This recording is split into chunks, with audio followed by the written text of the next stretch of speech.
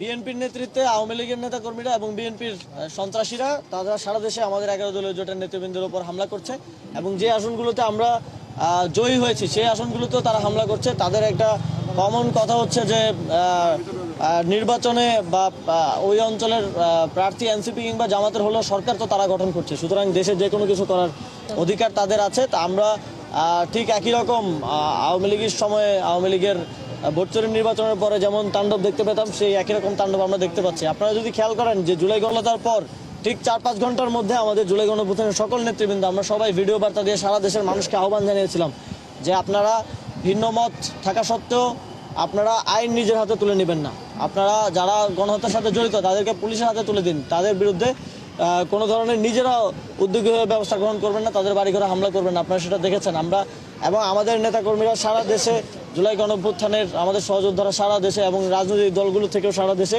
নিরাপত্তা নিশ্চিত করার জন্য কিন্তু তারা কাজ করেছে।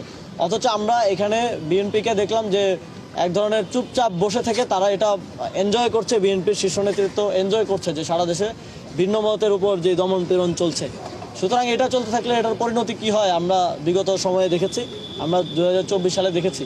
সুতরাং আমাদের তাদের প্রতি আহ্বান থাকবে এবং তাদের প্রতি আমাদের থাকবে যে আপনারা আপনাদের এই সন্ত্রাসীদেরকে থামান এবং তাদের বিরুদ্ধে যথাযথ ব্যবস্থা গ্রহণ করুন।